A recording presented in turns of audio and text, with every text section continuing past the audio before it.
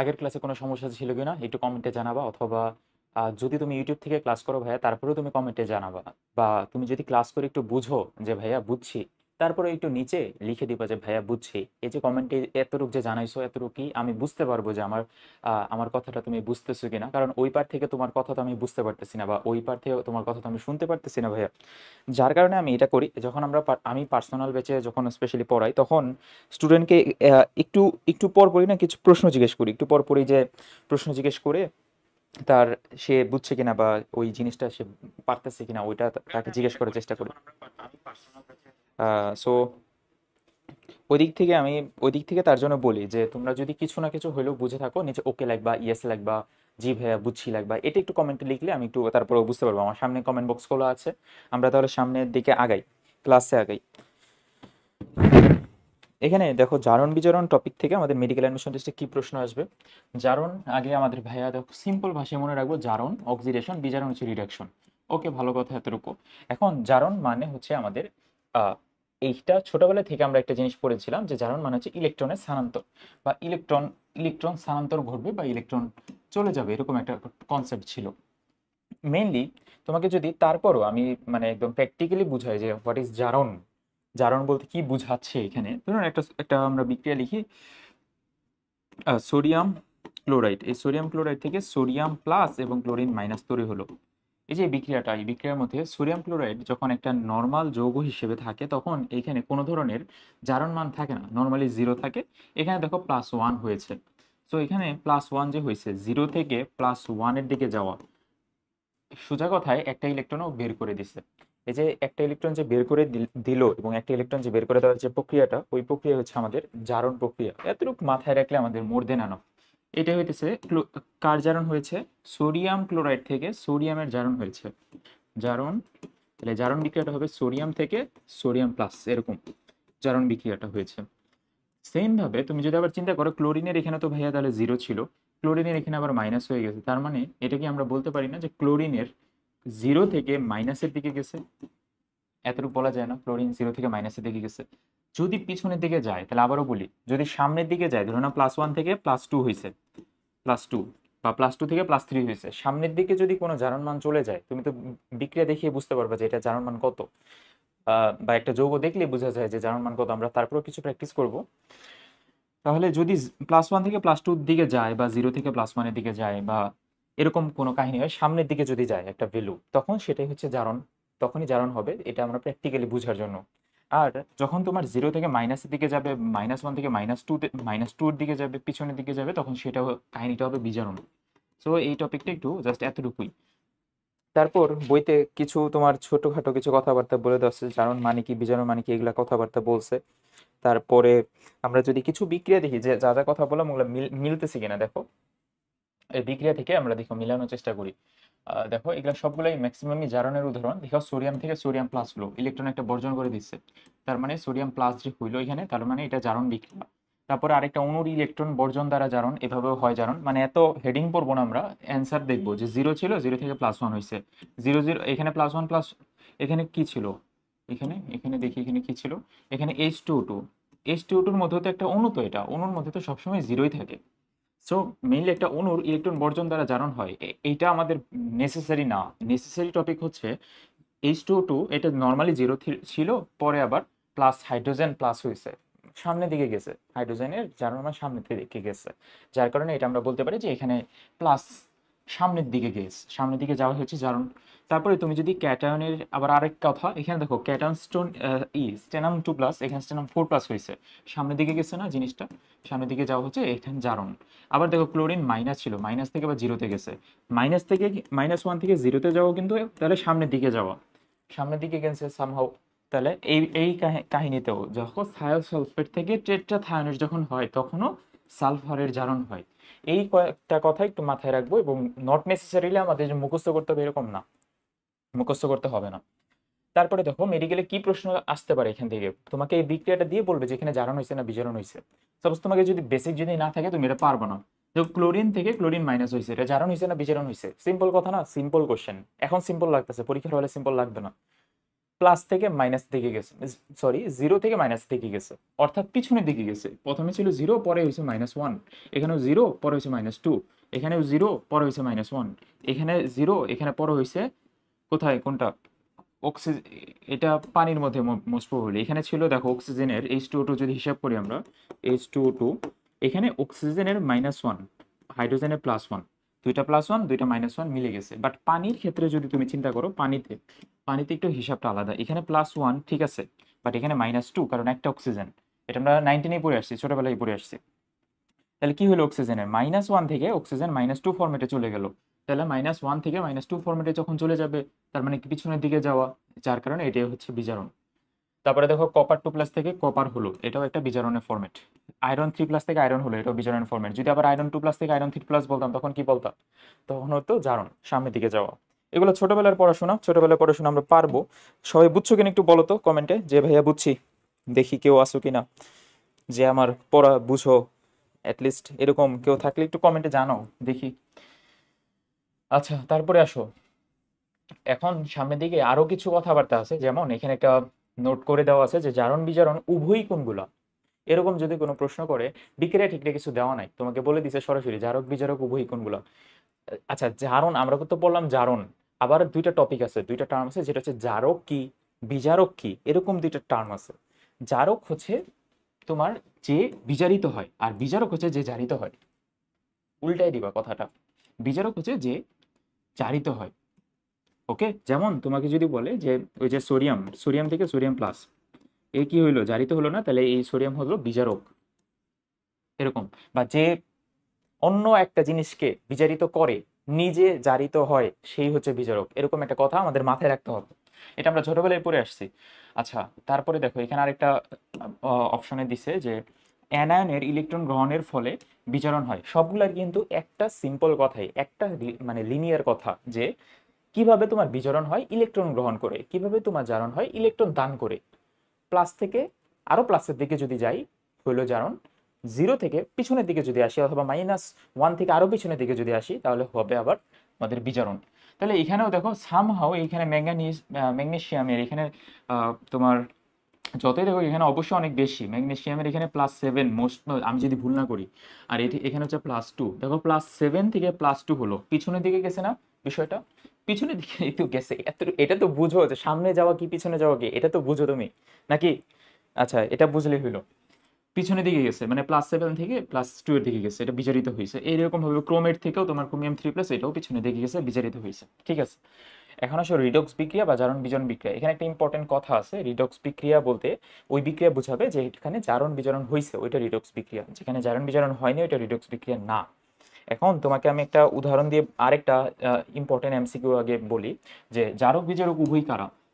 H2O2, H2S, তারপরে হচ্ছে SO2 লেখছে না এটা, হ্যাঁ SO2, O3, নাইট্রাস অক্সাইড, এগুলো জারক বিজারক উভয়ই। কিন্তু আরো একটু কনসেপচুয়াল কথাটা একটু আমাদের মাথায় রাখতে হবে ভাইয়া, যে জারক বিজারক উভয়ই তো শিখলাম, সাথে সাথে আরো একটা জিনিস শিখতে হবে, যেটা হচ্ছে কোথায় জারণ বিজারণ হয় নাই, দর্শকায়ন হিসেবে আছে, এরকম একটা কথা আমাদের মাথায় রাখতে হবে, কারণ এটা পরীক্ষায় আসে, এমসিকিউতে আসে। সো এটা দেখি আমরা শিখি। কই পেজ কই, ধুরু। আচ্ছা, পরে আসতেছি, দাঁড়াও পেজে পরে আসতেছি, আগে এগুলা শেষ করে দিলে। দেখো জারক পদার্থের সংজ্ঞা, জারক পদার্থের সংজ্ঞা হচ্ছে জারণ বিজারণ বিক্রিয়ায়, একটা বিক্রিয়া হইতে হবে আগে, বিক্রিয়ায় যে পদার্থ ইলেকট্রন গ্রহণ করে নিজে বিজারিত হয়, অপর পক্ষকে আবার জারিত করে, তাকে বলবো আমরা জারক। একটা সংজ্ঞা এমনি জাস্ট একটু মনে রাখবা, এটা 9-10 থেকে পড়ে আসছো তুমি, এমনি মনে থাকবে আমি ধরে নেই। আচ্ছা, ভালো কথা, মনে থাকলে তো ভালোই।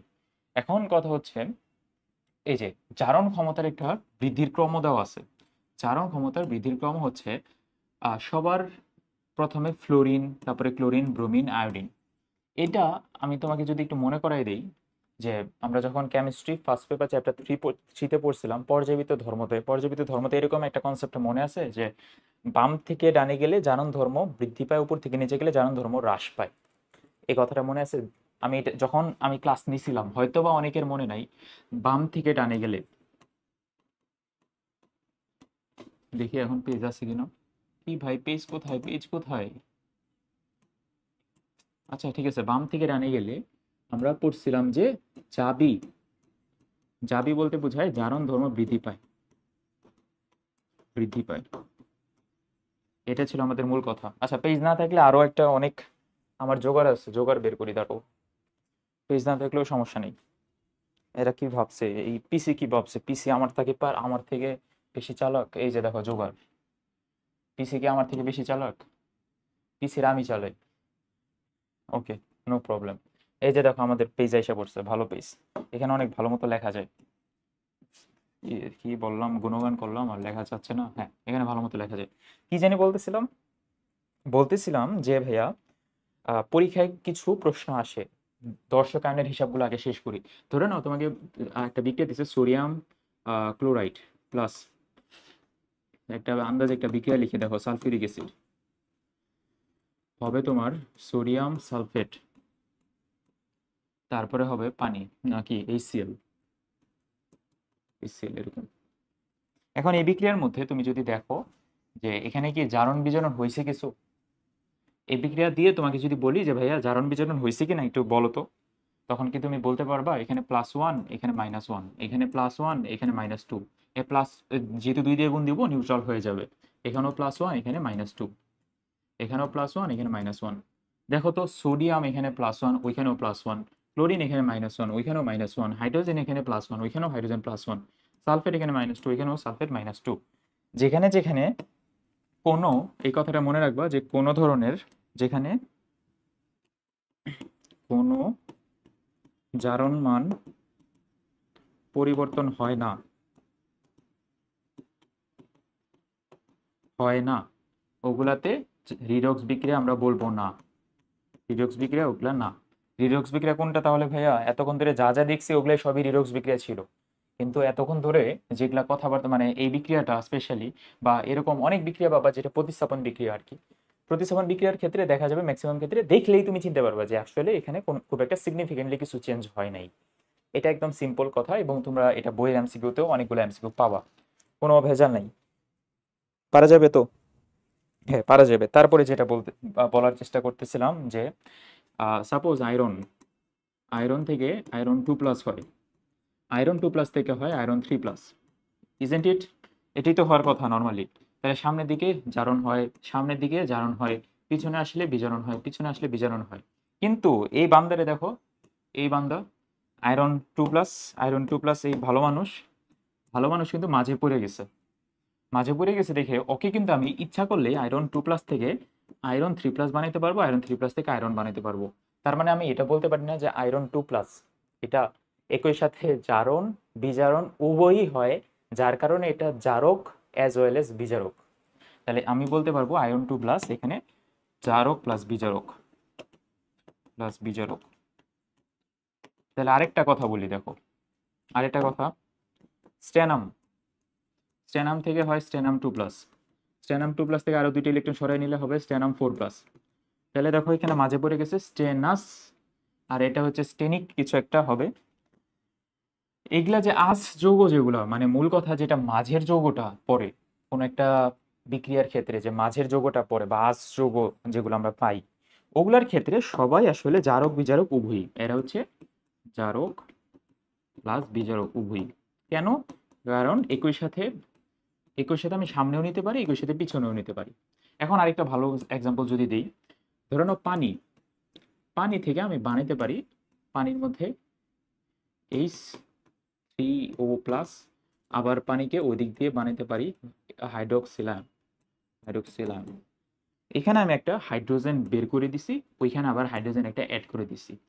হাইড্রোজেন বের করে দিলে এবং অ্যাড করে দিলে একই সাথে জারণ এবং বিজারণ, মানে জারণ বিজারণের পরিবর্তন ঘটে। মানে এইখানে আলটিমেটলি আমার কিন্তু পানিটা হয়ে গেছে নিউট্রাল। এরকম একটা প্রশ্ন আছে, পানিটা এখানে হচ্ছে উভধর্মী আর কি, উভধর্মী এটা বলা যায়। পানি জারক বিজারক উভয়ই, এটাও বলা যায়। এরকম পানির একটা অ্যামফোটেরিক বৈশিষ্ট্য, এটাকে বলা হয় অ্যামফোটেরিক বৈশিষ্ট্য পানির। এটা চ্যাপ্টার 1-এ আছে, আমি তারপরেও বললাম।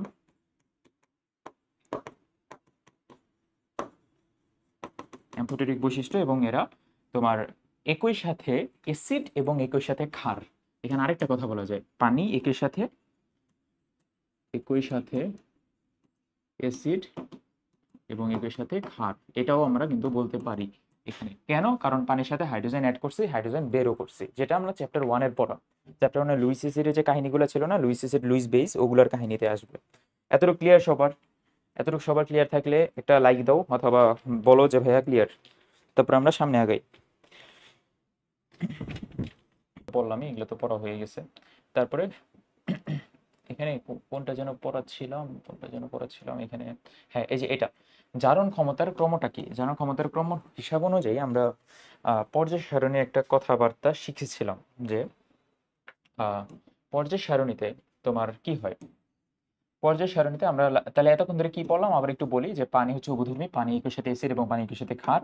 এবং একটু আগে শিখলাম যে স্টেনাস মানে আঁশ যৌগগুলো, আঁশ যে যৌগগুলো, স্টেনাস, ফেরাস, Fe2+, তারপর হচ্ছে Sn2+, এগুলো যে যৌগ, এরকম যৌগ হচ্ছে জারক বিজারক উভয় হিসেবে কাজ করে। তারপর আমরা শিখলাম এই যে আয়রনের কথাই তো শিখলাম। তারপরে এখান থেকে শিখলাম যে কোনো জারণ মান যেগুলো পরিবর্তন হবে না ওগুলো কিন্তু রিডক্স বিক্রিয়া আমরা বলবো না, ওগুলা কিন্তু জারণ বিজারণ বিক্রিয়া হয় নাই। তারপরে আমরা শিখি এখন একটা জিনিস, যে আমরা জানি পর্যায়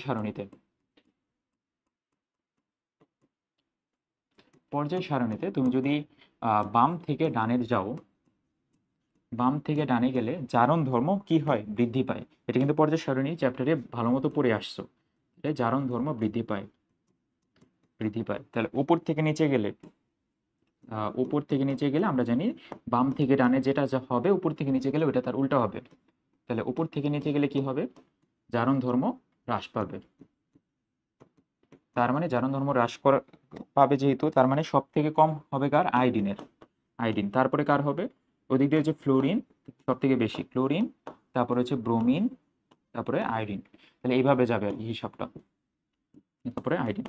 তাহলে সব থেকে বেশি জারণ ধর্ম কার? ফ্লোরিনের, তারপরে ক্লোরিনে, তারপরে ব্রোমিনে, তারপরে আয়োডিনের। এখানে যদি আরেকটা প্রশ্ন করি, সব থেকে বেশি তড়িৎ ঋণাত্মকতা কার? বলতে পারবা সব থেকে বেশি তড়িৎ ঋণাত্মকতা কার? এখানেও কিন্তু ফ্লোরিনের সব থেকে বেশি তড়িৎ ঋণাত্মক, সেম কাহিনী। বাম থেকে ডানে গেলে তড়িৎ ঋণাত্মকতা বাড়ে, আয়নীকরণ শক্তি বাড়ে, ইলেকট্রন শক্তি বাড়ে, উপর থেকে নিচে গেলে কমে। এগুলো যেন মাথায় থাকে, এগুলো কিন্তু ছোটবেলার পড়া, এগুলো যেন ভুল করা যাবে না।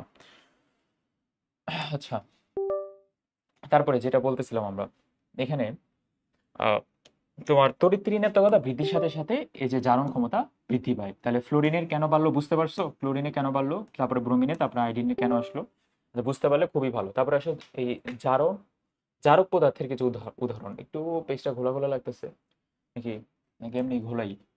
আচ্ছা, জারক পদার্থের কিছু উদাহরণ দেওয়া আছে, আমরা এটা একটু দেখি। গ্যাসীয় জারক কিছু থাকবে, কিছু তরল জারক থাকবে, কিছু কঠিন জারক থাকবে।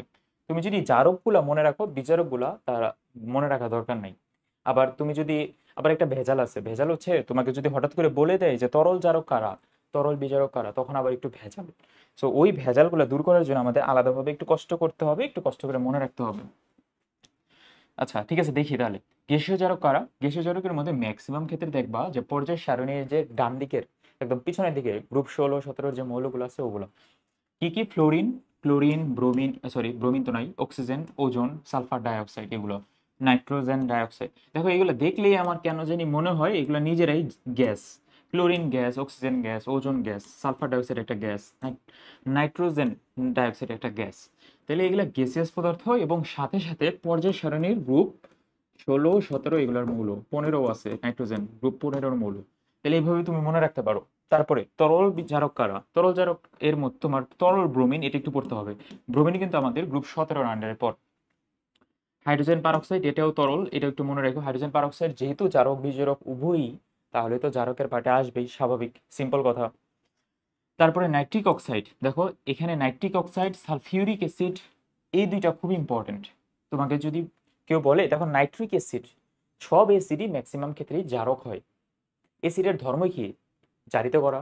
অ্যাসিডের ধর্মই যেহেতু জারিত করা, তাহলে সালফিউরিক অ্যাসিড নিজেই হচ্ছে তরল, নাইট্রিক অ্যাসিড তরল। এটা তোমার ভিজুয়ালাইজ করতে হবে, মনে রাখতে হবে। পারলে আমি সালফিউরিক অ্যাসিড, নাইট্রিক অ্যাসিডের একটা ছবি দিতাম, দরকার নেই ছবি টবি দেওয়ার দরকার নেই, মুখস্থ করে ফেলো nitric acid, sulphuric acid.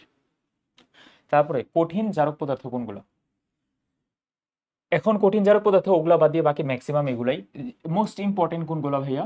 Most important হচ্ছে, এখান থেকে তুমি মাথায় রাখবা, পটাশিয়াম পারম্যাঙ্গানেট এবং পটাশিয়াম ডাইক্রোমেট, এই দুইটা কিন্তু আমরা অহরহ ইউজ করি। পটাশিয়াম ডাইক্রোমেট, পটাশিয়াম পারম্যাঙ্গানেট দিয়ে কিন্তু আমরা জার্মান অক্সিজেন বের করি, যার কারণে এগুলো কিন্তু কঠিন কঠিন পদার্থ। আমরা এটা দেখলেই চিনতে পারি এটা কঠিন পদার্থ। তোমার সংকেতটা একটু পড়তে হবে। তারপরে দেখো ম্যাঙ্গানিজ অক্সাইড, এই পটাশিয়াম পার ম্যাঙ্গানেটের সাথে ম্যাঙ্গানিজ অক্সাইড এমনি মনে রাখবা। পটাশিয়াম ক্লোরেট এমনি একটু মনে রাখবা। তারপর আরেকটা আছে ফেরিক ক্লোরাইড, না ফেরিক, যেগুলা ইক যৌগ, সবগুলা ইক যৌগ আসবে জারকের মধ্যে। ইক যৌগ, ইক যৌগ কি ভাইয়া আবার একটু যদি বলতেন, ইক যৌগ কি? দেখি তো এখানে পেজ আছে কিনা, এটা বুঝতেছি না কি হয়েছিটা কি।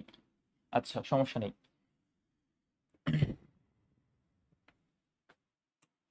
আচ্ছা ইক যৌগগুলা আমরা যদি বুঝাই, যে আবার আসি আয়রনে আসো। এই আয়রনের মধ্যে এই যে এইটা হচ্ছে ফেরাস, তাই না? আবার এটা হচ্ছে ইক ফেরিক, ঘোড়ার ডিম, এটা হচ্ছে ফেরাস, এটা হচ্ছে ফেরিক, ফেরিক। তাহলে যেগুলো ইক যৌগ ওগুলা কি আর সামনের দিকে যাইতে পারে? 3+ থেকে আরো সামনে 4+ যাইতে পারে? আয়রন কি 4+ হয়? হয় না। তো ইক যৌগগুলা কি হয়, সামনে আর যাইতে পারে না, মানে জারিত আর হইতে পারে না, ওইটা হয় পিছনেই যাবে, আর কোনো উপায় নেই। যার কারণে ইক যৌগগুলা পিছনে যায়। আবারও বলি, ইক যৌগগুলার হয় কাহিনীটা কি, কাহিনীটা হচ্ছে এরকম যে এখানে আয়রন 3+, ইক মানে ফেরিক, এটা এটা পিছনে যাইতে পারে, পিছনে যায় হবে আয়রন 2+, অথবা হইতে পারে আয়রন। তার মানে এটা কি বিজারিত হবে, অলওয়েজ এটা বিজারিত হবে, বিজারিত হবে। তাহলে ভাইয়া যে বিজারিত হয় তাকে কি বলবো আমরা? জারক। তার মানে ইক যৌগগুলো সবসময় জারক। সেম ভাবে আরো একটা কথা আছে, যদি বলি আঁশ যৌগগুলা কি হয়, আঁশ, আঁশ যৌগগুলা একটু কিন্তু বলছি, তারপর আবার বলি, দেখো আঁশ যৌগগুলা ধরে নাও আয়রন, আয়রন 2+, এটা হচ্ছে ফেরাস। আঁশ যৌগগুলা সামনেও যাইতে পারে, আয়রন 3+ হইতে পারে। তার মানে এটা কি হলো, জারিত হলো না। এই কাহিনীটাকে কি বলি আমরা? জারণ, জারণ হলো। আর যে জারণ হয় তাকে কি বলি? বিজারক। তাহলে আয়রন 2+ হবে বিজারক, পারা যাবে? বিজারক। তাহলে এটা গেল সামনের দিকে, জারণ হলো, জারণ হওয়া মানে এই জিনিসটা হচ্ছে বিজারক। এতটুক তো পারবা। আবার দেখো আবার কি হতে পারে, আবার আয়রন 2+ থেকে আবার পিছনেও যেতে পারে, আয়রনও হইতে পারে। যার কারণে আঁশ যৌগটা একই সাথে জারক বিজারক উভয়ই। কিন্তু আঁশ যৌগ যদি তোমাকে স্পেসিফিকলি বলে জারক বিজারক উভয়ই যদি অপশনে না থাকে, তুমি দাগাই দিবা বিজারক। আচ্ছা যেখানে ছিলাম, যেখানে ছিলাম ওইখানে আবার চলে যাই। তাহলে বিজারক পদার্থগুলো কি কি? এগুলো তো গেলো জারক পদার্থ। জারক পদার্থগুলোর মধ্যে আমরা তাহলে পারবো, আবার একটু রিক্যাপ করি। জারক পদার্থ হবে ওগুলাই যেগুলা নিজে বিজারিত হয়, অন্যকে জারিত করে, এরকম। জারক পদার্থের মধ্যে প্রথম আগে আসি কঠিন জারক কারা? ম্যাঙ্গানিজ দিয়ে যা যা আছে, পটাশিয়াম ডাইক্রোমেট এবং ক্রোমিয়াম আর ম্যাঙ্গানিজ দিয়ে যা যা পাবা ওগুলাই কঠিন। Potassium dichromate, potassium permanganate, manganese oxide, chloric something কিছু একটা, তারপরে ফেরিক ক্লোরাইড। দেখছো সবগুলোর সাথে কিন্তু ক্লোরিন অথবা ম্যাঙ্গানিজ আছে। তারপরে তুমি যদি দেখো এই তরল bromine, hydrogen peroxide, nitric acid, sulphuric acid. Sulphuric acid আর নাইট্রিক অ্যাসিড এই দুইটা যে তরল, এটা তোমার জানতে হবেই, এটা তোমার মুখস্থ করতে হবে, বা মানে মনে রাখতে হবে, না জানলে যাই না। মানে বিষয়টা এরকম যে তোমাকে যদি কেউ বলে অক্সিজেনের কত, অক্সিজেনের পারমাণবিক ভর কত, অক্সিজেন O2, O2 পারমাণবিক ভর হচ্ছে 32, এটা তোমার জানতে হবে না? মানে এরকম বিষয়টা, যে তোমাকে যদি বলে হাইড্রোজেনের ভর কত, মানে এরকম যে পারমাণবিক সংখ্যা এবং ভর এগুলো তো আমরা যেভাবে পড়ি ওইভাবে তোমার একটু মাথায় ইনবর্ন মাথায় নিতে হবে, যে নাইট্রিক অ্যাসিড, সালফিউরিক অ্যাসিড এগুলো তরল জারক। তারপরে আমরা যদি দেখি যে গ্যাসীয় জারক কোনগুলো, fluorine, chlorine, bromine, iodine, bromine তো নাই সরি, আবার অক্সিজেন, ওজোন, এগুলা দেখলেই চিনতে পারবে এগুলো হচ্ছে গ্যাসীয় জারক। এইগুলা যদি পড়ে ফেলো তাহলে ভাইয়া বাকি যেগুলা এই বিজারক, এটা তোমার বাকি যেগুলো, কিন্তু তারপর আমি আবার পড়াই দিই, অনেকে আবার বিজারক পড়বা জারক পড়বা না, যার কারণে আবার অনেকের প্রতি অনেকের প্রতি কি হবে, খারাপ হয়ে যাবে। যার কারণে আমরা বিজারক গুলোও শেষ করি। বিজারক শেষ করার জন্য একটা শর্টকাট অ্যাপ্লাই করা যায়। বিজারকের শর্টকাটটা জানি কি, মেডি করে একটা শর্টকাট ছিল।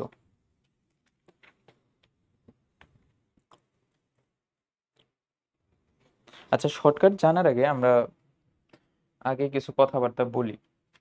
আগে কথা হইতেছে তুমি আগে ভাই জারক গুলো মুখস্থ করবা, তারপরে বাকি যেগুলো ওগুলো হইতেছে সব বিজারক, এটা আগে মুখস্থ করবা, তারপরে আসি শর্টকাটে আসি। হাই হাই কারো মনে আজ সরলতা নাই, এখানেই লিখি নাকি? হাই, হাই কারোর মনে আজ সরলতা নাই। হয়তো বা দেখা যাচ্ছে না, কিন্তু দেখা যাবে, একটু পরে আবার আসবে। এখানে হাই হাই, এই হাই দিয়ে, একটা হাই দিয়ে বোঝায় hydrogen, hydrogen sulphide, hydrogen bromide, hydrogen chloride. Hydrogen, hydrogen sulphide, যা যা পাবা, তারপর hydrogen chloride, hydrogen bromide, hydrogen যুক্ত যা যা পাবা। আরেকটা কথা বলে রাখি যে জারক কি ছিল, পর্যায় সারণীর ডান দিকের গুলো, বিজারক হবে ম্যাক্সিমাম পর্যায় সারণীর বাম দিকের গুলো। এটা গেল কথা। তারপরে তারপরে কারোর মনে না, কারোর মনে, কারোরতে যে কার্বন আসবে এখানে, মনেতে কার্বন মনোক্সাইড, কারোর মনে। আজ, আজের মধ্যে আসবে আয়োডিন, নাকি? আজের মধ্যে না, আজের মধ্যে আয়োডিন আসবে না, আজের মধ্যে আসবে হচ্ছে আজ যৌগ, সরি ভুল হয়ে গেছে, আজের মধ্যে আসবে আজ যৌগ। একটু আগে পড়ে আসলাম, আজ যৌগগুলো কিন্তু বিচারক, আজ যৌগ। সরলতা, সরলতার মধ্যে আসবে সালফার ডাইঅক্সাইড। নাইতে আসবে নাইট্রাস অক্সাইড এবং সোডিয়াম, সোডিয়ামের সব যৌগ, সোডিয়ামের যত যৌগ আছে সব যৌগ, সব যৌগ। তারপরে আসবে পটাশিয়াম আয়োডাইড, আলাদাভাবে মনে রাখবো। দেখো একটা কথা খুব ইম্পর্টেন্টলি মাথায় রাখতে হবে যে আয়োডিন হচ্ছে বিজারক না, আয়োডিন হচ্ছে জারক, কিন্তু পটাশিয়াম আয়োডাইড হচ্ছে বিজারক। এটা খেয়াল করব। ক্লোরিন হচ্ছে জারক, কিন্তু হাইড্রোজেন ক্লোরাইড হচ্ছে বিজারক, এটা যেন খেয়াল করি, একটু পরে আসেই। তারপরে দেখো সব আঁশ যৌগগুলো, তারপরে কার্বন মনোক্সাইড, এই দুইটা হচ্ছে তোমার বিজারক। তারপরে আঁশ যৌগ যেগুলো সবগুলো, যেমন নাইট্রাস, সালফিউরাস, হাইড্রোব্রোমিকের মধ্যে আর কিছু নাই, এই যে হাইড্রো আয়োডিক অ্যাসিড, যেটা হাইড্রো আয়োডিক, এখানে তো আঁশ হয় না, যার কারণে নামই এটা আসলে। তাহলে হাইড্রোজেন যুক্ত যা যা পাবা না, হাইড্রোব্রোমিক, এই যে হাইড্রোজেন যুক্ত যা যা পাবা, এই যে এখানে এখানে হাই হাই হাই দিয়ে কিন্তু সব হাইড্রোজেন জাতীয় যা যা বুঝায়, সব হাইড্রোজেন যুক্ত যৌগগুলো আমরা বিজারক দাগাই দিব।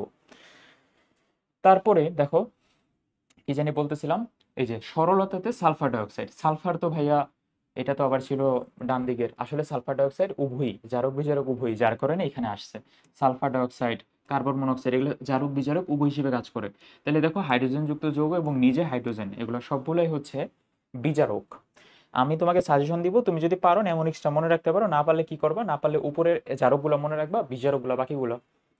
তারপরে কথায় আসি, কঠিন বিজারক কি কি আবার? কঠিন বিজারক, কঠিন বিজারকগুলা দেখো সবগুলো আঁশ যৌগ, ফেরাস লবণ, তারপরে স্টেনাস ক্লোরাইড, অক্সালিক অ্যাসিড, আলাদাভাবে খুব ইম্পর্টেন্টলি মনে রাখতে হবে, অক্সালিক অ্যাসিড পরীক্ষায় আসে। অক্সালিক অ্যাসিডের সংকেত কি? এটা oxalic acid, oxalic acid H2CO4.2H2। তারপরে সোডিয়াম থায়োসালফেট, খুব ইম্পর্টেন্ট, এটাও পরীক্ষায় আসে। সোডিয়াম থায়োসালফেট কি? সোডিয়াম থায়োসালফেট কি একটা বিজারক নাকি জারক? সোডিয়াম থায়োসালফেট একটা বিজারক। Na2H2O3.5H2, এটার জন্য ভাইয়া পারি আমরা। তারপরে এখানে আর কিছু নাই, mercurous chloride, mercurous oxide, mercurous chloride আঁশ যৌগ। তাহলে ম্যাক্সিমাম আঁশ যৌগ সাথে অক্সালিক অ্যাসিড এবং সোডিয়াম থায়োসালফেট, এগুলো সবাই বিচারক। এতটুকু যেন খুবই কনসাসলি এবং খুবই তোমার টেকনিক্যালি মনে থাকে, এগুলো ভুল করলে সর্বনাশ। ঠিক আছে, তারপরে জেনে নাও পার্টের মধ্যে অনেকগুলো কথা আছে, যে ইলেকট্রন বর্জন প্রক্রিয়া জারণ, আগের কথাগুলোই ঘুরে ফিরে বলছে, এগুলো আমাদের নট নেসেসারি। তারপরে এখন একটা কোশ্চেন আছে না, তাহলে ভাইয়া আবার একটু বলেন যে জারক বিজারক উভয়ই কারা, একটু আবার বলেন, আমরা একটু লিখে রাখি। তোমরা যদি আসলে লিখে রাখো তাহলে আমি বলি, দেখো জারক বিজারক উভয়ই কারা। 25 ব্যাচের স্টুডেন্টরা যদি কেউ দেখে থাকো তাহলে ধন্যবাদ, কারণ তুমি আগে থেকে মেডিকেল প্রিপারেশনটা খুব ভালো মতো নিতেছো। আর যারা 24 ব্যাচের আছো, সেকেন্ড টাইমের প্রস্তুতি নিবা, তাদেরকেও ধন্যবাদ, কারণ তোমরাও অনেক কষ্ট করে পড়তেছো, এতদিন পড়ার পরে আবার পড়তেছো। তোমাদের সফলতা কামনা করি আমি। ও সাথী ফিরবো না হায়, জারক বিজারক উভয় জ্বালায়।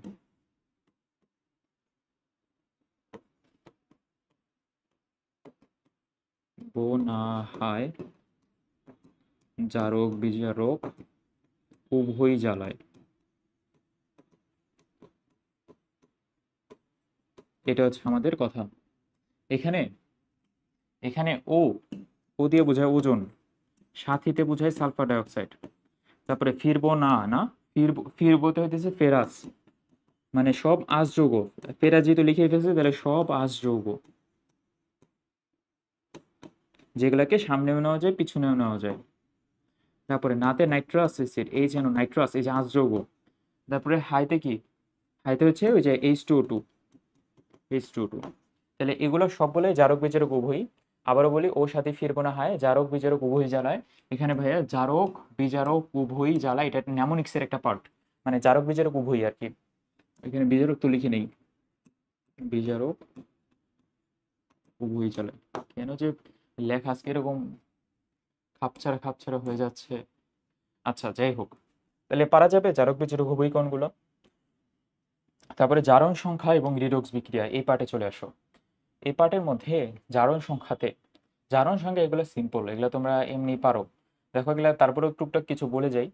যেমন আমরা জানি গ্রুপ 1 এর মৌল যেগুলো সবগুলোতে +1 থাকে, গ্রুপ 2 এর মৌল +3 থাকে, গ্রুপ 3 অ্যালুমিনিয়াম +3 থাকে। তারপরে হাইড্রোজেন যদি অধাতব যৌগের সাথে অ্যাড হয় তাহলে ওইখানে হাইড্রোজেন +1 হয়, আবার যদি ধাতব যৌগের সাথে অ্যাড হয় তখন -1 হয়। এই দুইটা মুখস্থ রাখতে হবে এবং পারতে হবে। তারপরে হাইড্রোজেন যদি, আচ্ছা অক্সিজেনের বেলায় কি হয়, অক্সিজেনের বেলায় ম্যাক্সিমাম ক্ষেত্রে -2 হয়, কিন্তু তোমার যদি সুপার অক্সাইড থাকে আর পার অক্সাইড থাকে তখন কি হয়, সুপার অক্সাইড থাকলে কাহিনী চেঞ্জ হয়ে যায়। সুপার অক্সাইড থাকলে হয় তোমার -1/2 অক্সিজেনের ভ্যালু, -1/2, এটা কিন্তু খুব ইম্পর্টেন্ট। যদি পার অক্সাইড থেকে -1, পার অক্সাইডের একটা এক্সাম্পল দেন ভাই, H2O2 পার অক্সাইড এবং সুপার অক্সাইড KO2।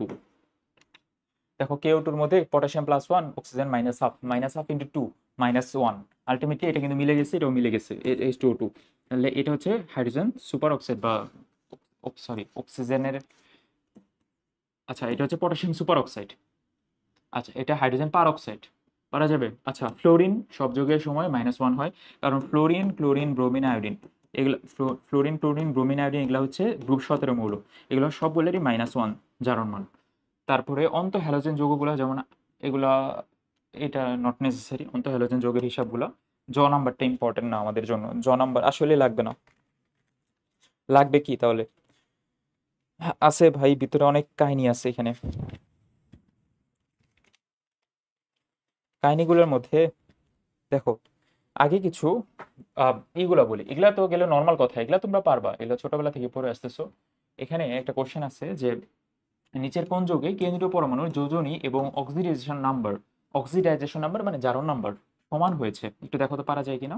যোজনী এবং অক্সিডাইজেশন নাম্বার সমান হয়েছে, এটা একটু মুখস্থ রাখতে হবে অ্যান্সারটা।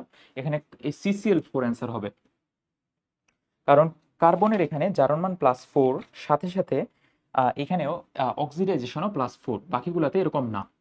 তারপরে এই কোশ্চেনটা দেখো, নিচের কোন যুগে কেন্দ্রীয় পরমাণু অক্সিডেশন নাম্বার 0 হয়েছে। কেন্দ্রীয় পরমাণু কোনটা ওইটা আগে ডিফাইন করতে হবে আমাদের। কেন্দ্রীয় পরমাণু হচ্ছে এখানে আয়রন, এখানে কেন্দ্রীয় পরমাণু হচ্ছে কার্বন, তারপরে এখানে কেন্দ্রীয় পরমাণু হচ্ছে কার্বন, এখানে কেন্দ্রীয় পরমাণু হচ্ছে কার্বন। তো এটার অ্যান্সার হচ্ছে এই যে এটা, কার্বন H2Cl2। এইখানে কেন্দ্রীয় পরমাণুর অক্সিডেশন নাম্বার 0 কেন হয়েছে, কারণ এখানে হাইড্রোজেন +1 ইন্টু 2 +2, এখানে -1 ইন্টু 2 -2, তাহলে আলটিমেটলি এখানে টোটালটা 0, তাহলে ওরও 0ই হওয়া লাগবে। তাহলে টোটালটা 0 হইলেই তো আমার একটা যৌগ মানে নর্মাল থাকবে, নর্মাল যৌগ হিসেবে।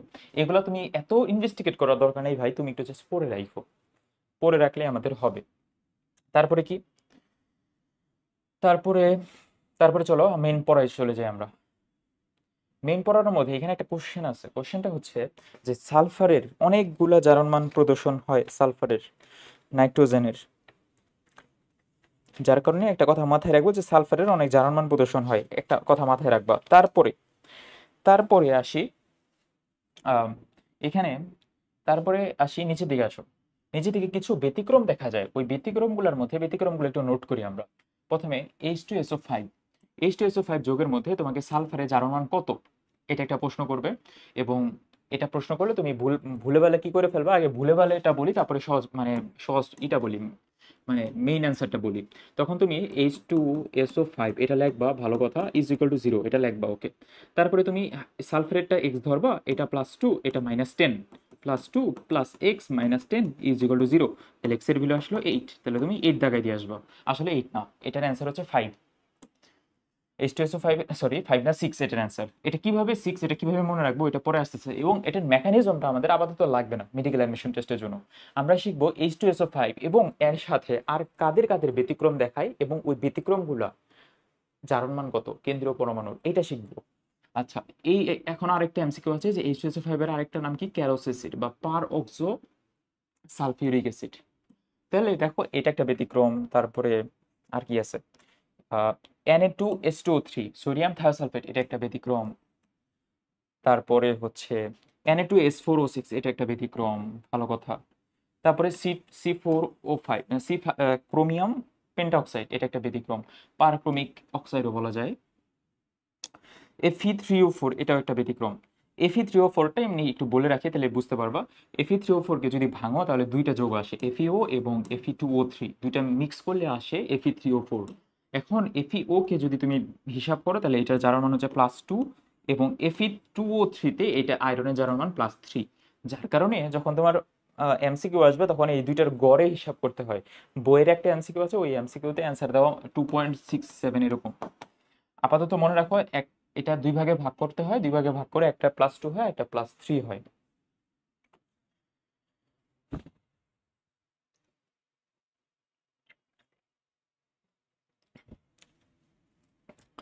ওকে, তাহলে ভাইয়া উপরেগুলা বলেন, উপরেগুলা বলি, উপরেগুলা একটা পেজে বলি, পেজ নিয়ে বলে ভালো হবে।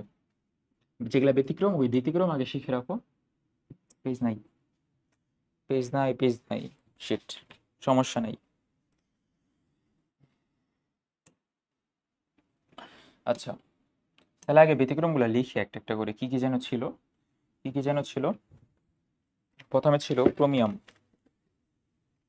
না ক্রোমিয়াম না, প্রথমে ছিল হচ্ছে H2SO5, H2SO5। তারপরে তারপরে এটা ছিল Na2S2O3, Na2S2O3 এটার নাম কি? Sodium thiosulphate. সোডিয়াম টেট্রাথায়োনাইড আছে আবার Na2S4O6, Na2S4O6। তারপরে ছিল হচ্ছে CrO5, CrO5। এই পাঁচটার মধ্যে কেন্দ্রীয় পরমাণু কোনটা? এখানে কেন্দ্রীয় পরমাণু, কেন্দ্রীয় পরমাণু হচ্ছে তোমার সালফার। এটা কেন্দ্রীয় পরমাণু, এখানে সালফার, এখানেও সালফার, এখানে ক্রোমিয়াম কেন্দ্রীয় পরমাণু। এখন এখন মেইন কথা হচ্ছে যে এইটার জারণ মান কত কেন্দ্রীয় পরমাণুর, এটার জারণ মান কত, এটার জারণ মান কত, এটার জারণ মান কত। একটা শর্টকাট টেকনিক আমি তোমার বলি, দেখো শিখাই দিই শর্টকাট টেকনিকটা। যে নর্মালি এই যে দেখো এটার মধ্যে সব থেকে বড় আকার কোনটা, এটার না Na2S4O6, এটা সব থেকে বড় না দেখতে, দেখতে যেহেতু সব থেকে বড়, যার কারণে এইটার জারণ মান হয় সব থেকে কম +5, বাকিগুলার +6, শুধু একটারই +5, বাকি সবগুলোরই +6। পারা যাবে? তাহলে পারা গেলে অনেক ভালো, পারা গেলে থ্যাংক ইউ দাও যে ভাইয়া পারবো। তাহলে এইটা হচ্ছে শর্টকাট। আবার আরেকটা শর্টকাট শিখলাম যে Fe2, শর্টকাট না, Fe2O3, সরি Fe3O4, এটাকে যদি ভাঙি দুইটা যোগ আসবে FeO এবং Fe2O3। এখানে FeO এর মধ্যে হবে +2, এখানে Fe2O3 এর মধ্যে +3। এটা আলাদাভাবে মনে রাখবো, এবং এই সবগুলোর মধ্যে যেটা বড় ওইটার হয় +5, বাকিগুলোর হয় +6। এভাবে মনে রাখবো। এভাবে মনে রাখলে তাহলে একটা ভালো একটা ব্যাকগ্রাউন্ড ক্রিয়েট হবে আমার এবং পারবো। তারপরে এটার নাম কি? পারক্রমিক অক্সাইড না, এটার নাম হচ্ছে পারক্রমিক অক্সাইড, এটার জন্য খেয়াল থাকে তোমার।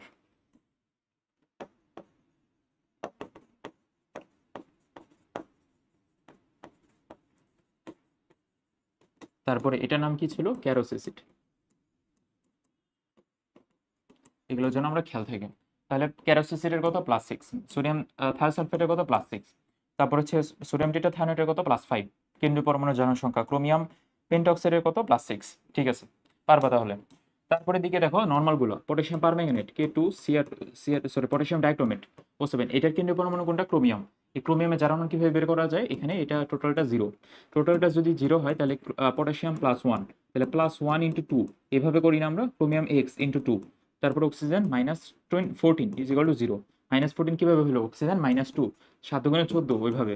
তাহলে আমরা এটা 2x ধরবো, 2x আসবে 14 - 2, 14 - 2 হচ্ছে 12, তাহলে x এর ভ্যালু আসবে +6। তাহলে ক্রোমিয়াম, সরি K2Cr2O7, এটার মধ্যে ক্রোমিয়ামের হচ্ছে +6। এটা কিন্তু এভাবে সিম্পল ভাষায় করতে হয়, এটা কিন্তু আমাদের 9 10 যেটা ছিল এটাই। তারপরে পটাশিয়াম পারম্যাঙ্গানেট, এটা খুব ইম্পর্টেন্ট। পটাশিয়াম পারম্যাঙ্গানেটের টোটালটা 0, টোটালটা যদি 0 হয় তাহলে ম্যাঙ্গানিজেরটা কত? এখানে ম্যাঙ্গানিজ কিভাবে বের করবো? এটা +1 + x - 8 = 0, তাহলে x এর ভ্যালু আসবে 7, +7। মানে পটাশিয়াম পারম্যাঙ্গানেটে ম্যাঙ্গানিজের জারণ মান +7, এটা যেন ভুল না হয়। তাহলে এটা পারবো, এটা পারবো। +6 কোনটার হয়? পটাশিয়াম ডাইক্রোমেটের। তারপরে এগুলা যেগুলা ব্যতিক্রমগুলো ছিল ব্যতিক্রমগুলোও পারবো। এগুলো সবগুলো যেন আমাদের মাথায় থাকে এবং এগুলো যেন সবগুলো আমাদের একদম ক্রিস্টাল ক্লিয়ার কনসেপ্ট থাকে। ওকে, তারপরে আসি। তারপরে এগুলোই কথাবার্তা বলছি আর কি, এগুলো ঘুরে ফিরে দেখো এখানে কিছু এক্সারসাইজ দিছে, এগুলো তুমি প্র্যাকটিস করবা। ওই যে উপরে যেগুলো ব্যতিক্রম, বাদ বাকি বাকি সবগুলো একই নিয়ম। আমি দুইটা তো করাই দিলাম, পটাশিয়াম পারম্যাঙ্গানেট, পটাশিয়াম ডাইক্রোমেট, বাকিগুলো তোমরা নিজ দায়িত্বে করবা।